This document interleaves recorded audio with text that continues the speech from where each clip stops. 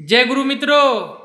अभी हम लोग मौजूद हैं पितुंजय सत्संग मंदिर में। हमारे सामने में उपस्थित है आदरणीय पूज्यपाद वीरेंद्र बाबा और हमारे पूज्यपाद शिव बाबा। आजकल स्वास्थ्य को तो देख ही रहे हैं, सारा धन दौलत कमाया हुआ यहाँ छूट जाता है, सब कुछ छूट जाता है और इंसान का केवल धर्म ही ऊपर तक जाता है।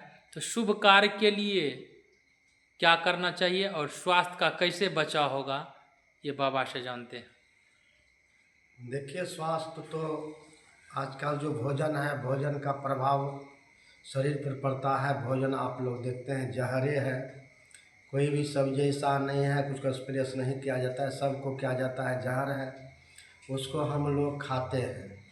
तो कभी हम लोगों को धुआं ढकार होता है, कभी अनपच होता है, कभी गैस बनता है, कभी कुछ न कुछ शरीर में आते जाते रहता है। तो हम लोगों को चाहिए कि थोड़ा टहलना चाहिए, गर्म पानी खाना पीना चाहिए और जीवन के बचाव के लिए बराबर बीपी को, चीनी को और हर एक चीज़ को दिखाना चाहिए। किडनी को हर समय शरीर पर ध्यान देना चाहिए। शरीर रहेगा असलवा धन शरीर है।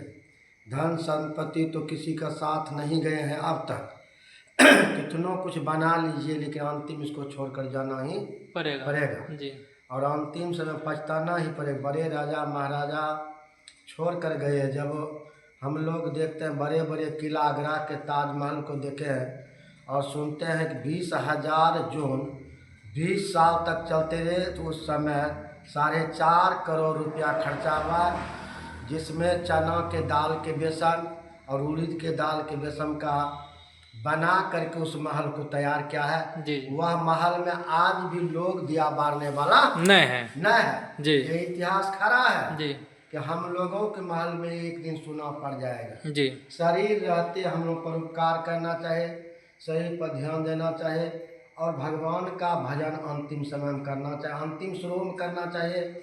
जब हमारा श्लोक रहेगा तो अंतिम समय याद रहेगा गुरु महाराज के बोल। यही प्रेमानंद जी महाराज कहते हैं, भगवान का जाप करो, नाम का जाप करते रहोगे तो शरीर छूटने के बाद भी भगवान अपने शरीर में लगा लेगा। यही आप लोगों की सेवा में 2 शब्द कहा। देखिए, तो बाबा कहना चाह रहे हैं कि मौत के गड्डी में जिस दिन सोना होगा, ना तकिया ना कोई बिछौना होगा। मौत के गड्डी में जिस दिन सोना होगा, ना तकिया ना कोई बिछौना होगा, साथ होगी आप जैसे दोस्तों की मीठी यादें, बस शमशान घाट का 3.5 हाथ का कोना होगा। बाबा का कहने का भाव है, खूब दौलत कमा लीजिए, खूब जो है मलिदा घी पूरी खा लीजिए, 56 प्रकार का पकवान खा लीजिए, खूब कपड़ा सुंदर पहन लीजिए, साबुन शैम्पू सेंट लगा लीजिए, आलीशान बंगला में रह लीजिए, लेकिन अंत समय में जो है आपका कुछ भी नहीं जाएगा। तो बाबा क्या जीवन में क्या तब ऊपर जाएगा, मरने के बाद मनुष्य का क्या ऊपर जाएगा बाबा से? उसका कर्म जाएगा ऊपर जी। जैसा कर्म करेगा वही उसका साथ जाएगा जी। वही साथ जाएगा, वही फल भोगना पड़ेगा जी। यह महल अटारी धान दौलत जस सब जो है जी। गोस्वामी तुलसीदास जी महाराज ने रामती मानस में बालखंड में लिखा है। जी। मति किरति गति भूत भलाई, जी। जब जहाँ जतन जहाँ जय पाए, जी। सो जानव सत्संग प्रभावो, लोक वेदनान उपाओ। जी। अच्छा गति, जी। कीर्ति, जी। जस जो भी हम लोगों को मिलेगा, सत्संग से मिलेगा, शांति मिलेगा, सदगति मिलेगा और यहाँ सुख, और यहाँ से जाने के बाद गोस्वामी तुलसीदास जी महाराज कहते हैं, जो पर लोग यहाँ सुख चाहो, सुनी मुनि बचन धीरे गो, सुलभ सुखद मारा गया भाई, भक्ति मोर पुराण श्रुति गाई। ये सुलभ है, सुखद है। यदि इस रास्ता से हम चलेंगे, ये धन संपत्ति जाने वाला नहीं है, जाने वाला परमात्मा का भक्ति, परमात्मा का भजन, परमात्मा का सब कुछ जाने वाला है, अन्यथा सब कुछ छूटने वाला है। श्री सद्गुरु। अच्छा, तो बाबा से सवाल एक है कि मनुष्य को जो है कैसा गुरु बनाना चाहिए? उत्तम गुरु बनाना चाहिए जी। शिष्टाचार, सत्याचार, सदाचार से ऊंचा गुरु न बनाना चाहिए। रामकृष्ण परमहंस जी में ऐसा गुरु बनना चाहिए, स्वामी विवेकानंद जी महाराज ऐसे गुरु बनना चाहिए, संत सदगुरु महर्षि में ही परमहंस जी महाराज ऐसा गुरु बनना चाहिए, संत कबीर साहब ऐसे गुरु बनना चाहिए, संत तुकाराम जी महाराज से गुरु बनना चाहिए, संत ब्रह्मानंद जी महाराज ऐसे गुरु बनना चाहिए, संत गुरु नानक साहब ऐसे गुरु बनना चाहिए, संत गोरखनाथ जी महाराज ऐसे गुरु बनना चाहिए। गुरु का अंत नहीं है, गुरु बनना चाहिए। जो गुरु पहुँचे हुए संत है, जो संसार को त्याग करके परमात्मा में अपने मन को लगाया है, ऐसे गुरु का हम लोग संग करेंगे, ऐसे गुरु का हम नाम दान लेकर भजन करेंगे तो हमारा भी परम शांति मिलेगा और परम सुख मिलेगा।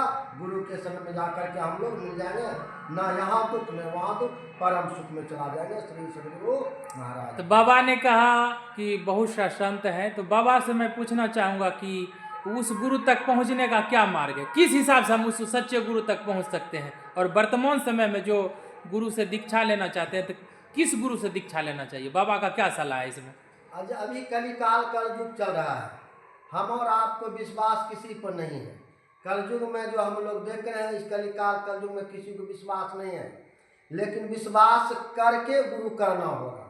और गुरु ऐसा करना है जो गंजेरी भंगेरी नहीं हो, जो त्यागी महापुरुष हो। जैसे अभी वर्तमान काल में हम देख रहे हैं परमान जी महाराज को हम लोग देखते हैं, उनके पास कुछ नहीं है, लेकिन एक नाम जाप है राधा राधा राधा राधा राधा राधा। आज हम लोग देखते हैं हजारों 2000 5000 लोग उनको भगवान कृष्ण के तरफ, कृष्ण दर्जा दे दिए के भगवान के तरफ उनको फूल बिछाते हैं, उनको नमन करते हैं, प्रणाम करते हैं, और कोई इसका कमी नहीं है। ऐसे संत सदगुरु को हम लोग मानेंगे, हमारा बेड़ा पार हो जाएगा। श्री सदगुरु महाराज की जय जय। इस तरह से आपने सुना कि मनुष्य जो है, अच्छा बाबा से मैं जाते जाते एक सवाल और पूछूंगा।